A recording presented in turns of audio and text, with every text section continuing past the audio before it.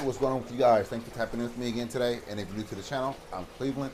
So guys, I have an update video. I want to update you on not only these two fish right here behind me, but what's going on in the 225.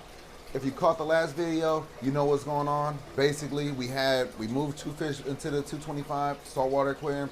We had some bullying. We had to move some fish out. They're over here. So Titus was pretty beat up, as you may have seen in the last video. His eye was kind of cloudy, looking really bad, tail shredded. The grouper looks worse, to be quite honest with you. He actually looks worse. The fin, his top fin right here, literally it went down to the bone. But they both are eating. They doing good. I mean, they're on the road to recovery. So yeah, I got them out in just the nick of time. So now they're doing good. So, you know, it's a long road ahead of them, but they're doing great. Let me show you what they're looking like, and then let's go take a look at that 225. That tank is looking amazing, guys. I cannot tell you how happy I am that I got in the saltwater hobby. Most of you may know, most of you may not know. Most of you may know, some of you may not know. And regardless, let me tell all of you right now. I started off in the saltwater hobby about 5 years ago now. And I was nervous. I was nervous as shit. Like, I literally was, this is how I got started. I was working at my last job. I was there for like 7.5 years. They had this beautiful 150-gallon saltwater aquarium. I'm not knowing much about saltwater fish at all, except for the fact that I know what the dories are, they're hippo tangs, and then the Nemos, they're clownfish. Other than that, I didn't really know much about them. So, all I did, I just kept on watching what they did, studied the tank every day, looking at the tank, looking at the refugium, looking under the tank, looking at the sump, things like that, asking questions. And even then, I was intimidated. I was intimidated this whole time. I didn't even start the saltwater hobby until like my last 3 months at this job. I was there for like 7.5 years. But nonetheless, I started doing some research, started watching people on YouTube, and then I started off with my 20-gallon aquarium, saltwater. Now, 5 years later, got the 225, about to build, you know, a 1,800-gallon pond for these guys, or probably with aquarium for these guys when we move. But I don't regret it. It's expensive, but I don't regret it. I mean, the saltwater hobby is so beautiful. It is so interesting. It's so much fun. It's so many different avenues you could go down. You could go with just reef, just corals. You could go with fish only. You could go with just anemones, you know, just anemones and clownfish. I mean, so many different ways that you can keep a saltwater aquarium. So it's nothing like it, guys. So if you haven't got over that fence to get in the saltwater hobby, get over that hump, get over that fence, get off the fence, decide, get your first saltwater aquarium, and I'm telling you, you won't regret it. I have multiple, and I plan on having many more saltwater aquariums than freshwater, and I start off with freshwater. But there's so many saltwater fish that I want to keep that it's like I gotta have multiple saltwater aquariums. So you'll see that in the future. If you haven't subscribed to the channel, please do so, because in the future we have so many builds and so much content and so much entertainment, so much knowledge, so much information, so much everything that we're going to do on this channel. So hit that subscribe button, hit the notification bell. Let's take a look at these two fish over here. All right, guys, so here we are. Let's check out the grouper right here. Look at that. Oh man. Oh, boom. Man, I wish I could get you a better view. Let me see if I can find another angle. Oh yeah, got him good down to the bone. And then there's Titus right there, right above him. Like I said, his other eye is doing good. But look at this guy, man. Man, they got him good. But like I said, there we go. That's kind of like a good view. But like I said, he's eating. Nonetheless, you see what it is. And they still in this this little 20-gallon. But They are definitely eating. And look at his tail. Yeah. They did a number on him, guys. For real. They really did a number on him. So they won't be going back with those guys for quite a while. You know, 125, 240. Ain't no telling which tank they're gonna go into, but yeah, we got plans for him. Got some plans for him. So you have now seen the devastation of those two fish. You know we got some predators in that 225. They some monsters. They getting big, getting more aggressive. That Minneata's been over there doing his Dougie. He is not getting pushed around, bullied, looking good. He's not doing no bullying. That's what I was concerned about. So that's what I'm happy about. So let's go over here and take a look at the 225. And then, yeah, look at this beautiful tank. Let's check it out. All right, guys, so here we are. We are at the 225-gallon aquarium. Hopefully I'm not too, I am looking a little dark. There we go. It's a little bright. That help? Nah, not really. Let's see. All right, guys, so here we are. We're at the 225-gallon Predator Saltwater Aquarium. Like I told you, we have some monsters in here. Look at this guy. Look at this Emperor Snapper right here. So if you're new to the channel, let me just introduce you to the stocking and the names. We didn't name them all, but I'll introduce you to the stocking, and if they have a name, I'll tell you their names. So we have our very large Emperor Snapper right here. Like I said, got him at about 4 inches, probably pushing about 10 to 11 inches. Next to him is the Emperor Angel. Very beautiful, thick, healthy. Pretty much the same size as it was when I first got him. Look at that beautiful clown trigger. Now, this was a very, very small clown trigger when I got it, like 2 inches. This clown trigger actually ate the eyes out of our coral cat shark. So, yeah, ate the eyes out of our coral cat shark, and obviously that's a fatality right there. Check out our Nassau tank right here. Pretty much the same size as it was when I first got it. Boom, Queen Angel. This is actually our 3rd Queen Angel. So clearly, we're stubborn. I think we got it this time. I was overstocking the aquarium and adding new fish constantly, not quarantining. So, you know, you do things like that, you do it the wrong way, and you gotta deal with the consequences. So the consequences was a couple of different times, wiping out our beautiful angel. But here we are again, 3rd time's the charm, and then we have a beautiful, beautiful Queen Angel fish right here. Look at our pineapple trigger right here.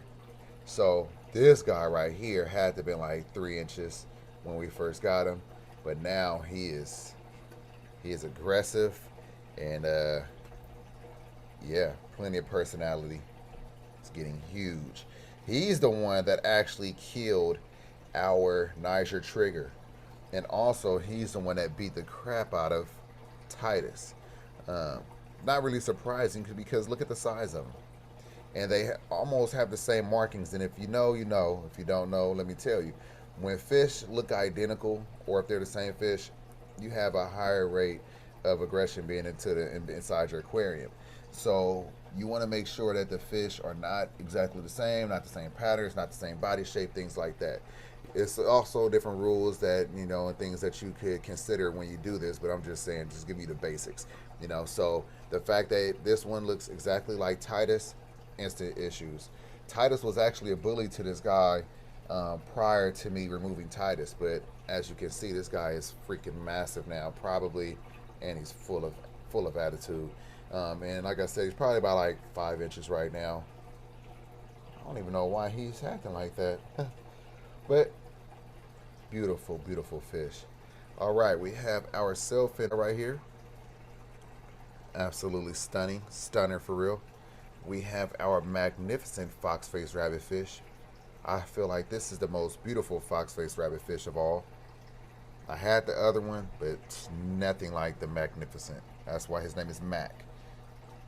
Stars and Stripes puffer right here, about 7 inches, 6 inches, 7 inches. We call him Hollywood Junior. And if you don't know, if you're new to the channel, we had a Stars and Stripes puffer that passed away a few months ago. He was about 13 inches. We had him for like 2.5 years.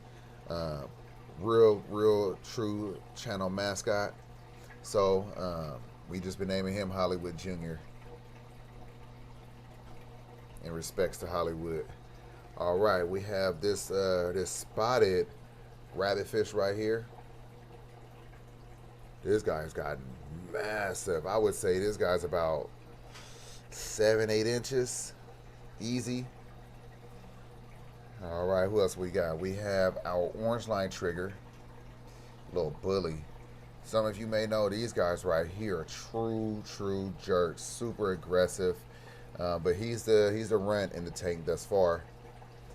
Who else have I had? Where's our? There we go. Look at the Miniatus. I was just telling you how the Miniatus just found his way, made himself at home again. No issues whatsoever. Nobody bothering him. And just doing, this guy is just all in the way. Look at him. Look at him. Gosh. But yeah, look at him. Yeah, this guy's a true stunner. Red with blue dots. This guy's all in the way. Watch this. Look at that. Look at that. Come on. Come on. Bite my finger. Come on. Let's go. Let's go. Yeah. Okay. All right. Let's try to continue this. Oh, here we go. We have one of two Panther Groupers. I think that is the small one. It is. There is the large one back there. A little bit bigger than the other one. But yeah. Yes, two Panther Groupers in here. They are both probably about like 10 to 11 inches. I got them when they were super small, 2.5 inches. I'll run a clip of it if I still have it.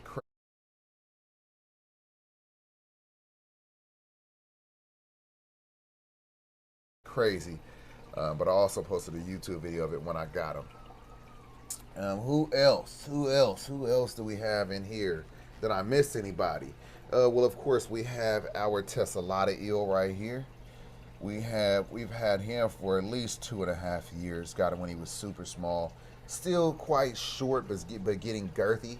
So that's awesome. Can't wait till he gets to his full 5 foot in length. We have also our yellowhead eel right here. Beautiful, beautiful specimen. I had him for quite a while. You know, they don't get that big. Maybe like 3 foot, 2.5 foot. They're not going to get large. But yeah, he's almost full grown. Beautiful though, beautiful though. I'll show you another video of him eating in the future. He's kind of shy right now. But yeah, that's the stocking. And also, so let me show you what I've done with this aquarium. So OGs, check out the new layout. Check this out. How you guys like this? Huh? Much better, right? I like this so much better. Let me put a little side by side so you can see how it looked before. This is, I can't believe that I found this this setup right when we're about to leave and break this shit down. But nonetheless, you know, still all about innovating, still all about doing things better. So when we move, you know, we could put it back like this, and if not, do it even better. But look how open this is. This is what I really enjoy right here. Very tall cave right there. So that's at least a foot tall.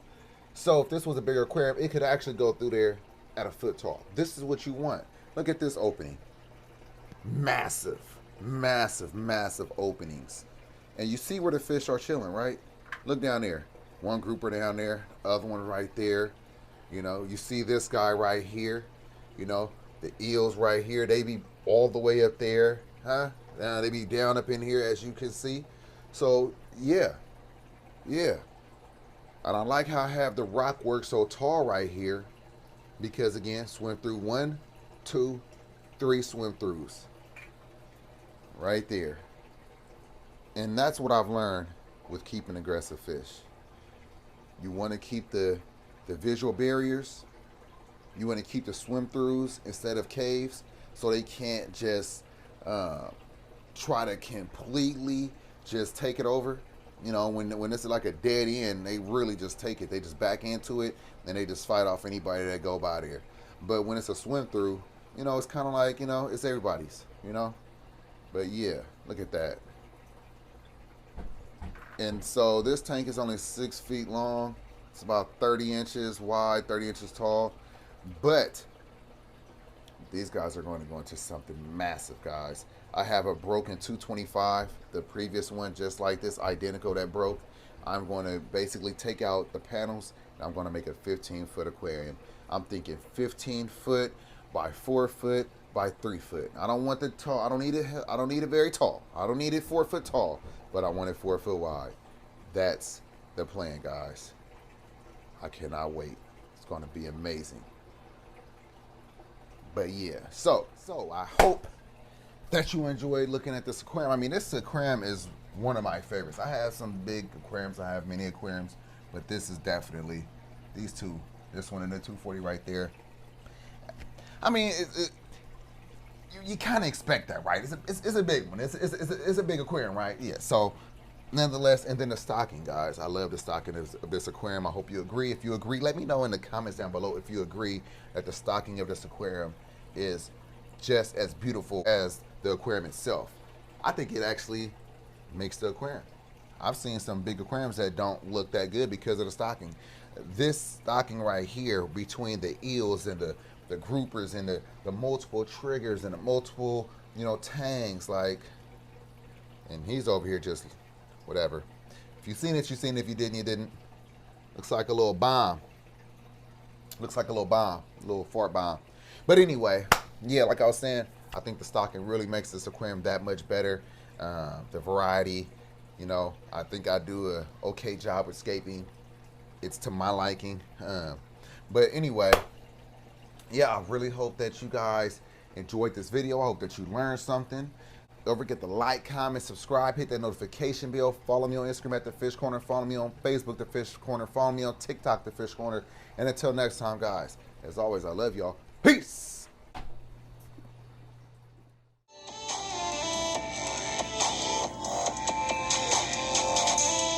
what's going on with everybody? Welcome to another episode of Tapping In. And if this is your first time here, welcome. I hope this is not your last time here, but not to hold you up any further, let's go ahead and get to the topic. So, on this episode of Tapping In, I want to talk to you about shortcomings, obstacles, things like that.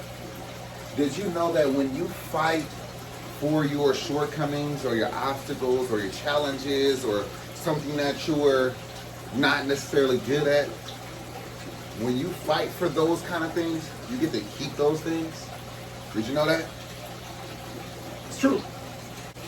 Has someone ever tried to tell you or talk you out of something? Let's just say you are feeling down about something, you are feeling beat by something, you are feeling challenged by something, and someone tried to encourage you. They tried to tell you that you could do it.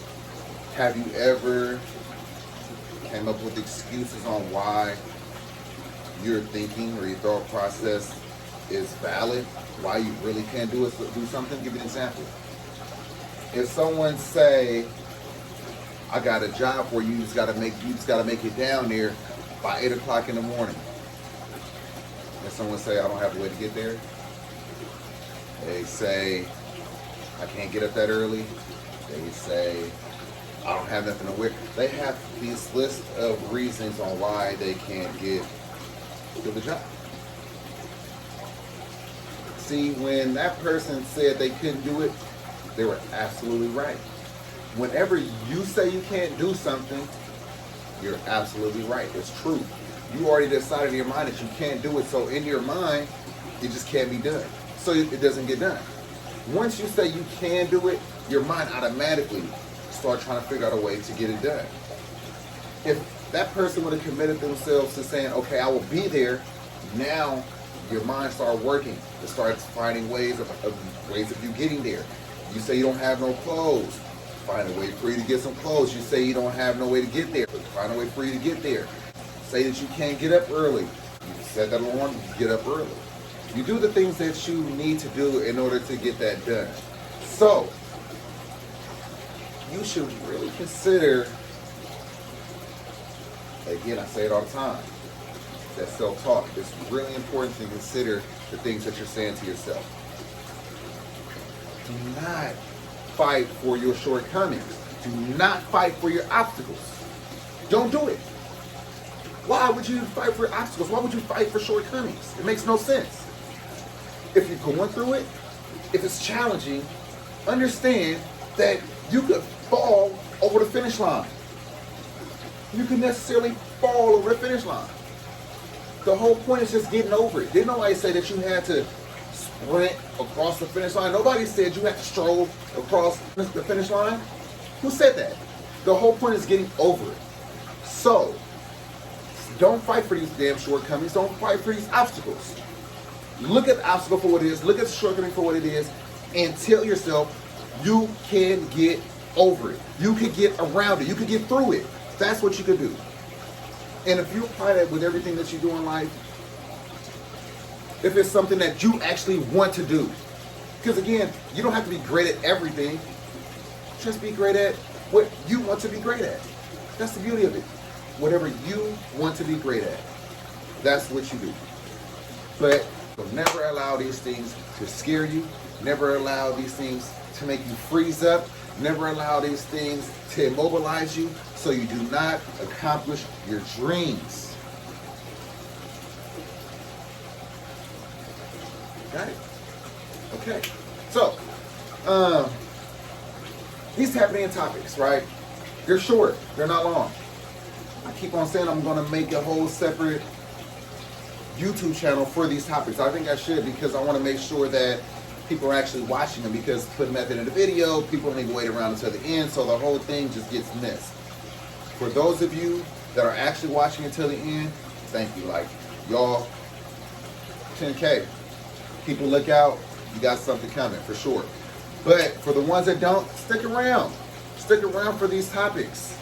You know what I'm saying? And then when I do the little extra the second YouTube channel, go ahead and get on over there. And if you have anything, any comments, if you have anything that you want to bounce off me, drop it down in the comment section. I want to make this better. I want to make this better. I'm doing this for you as well as for me. But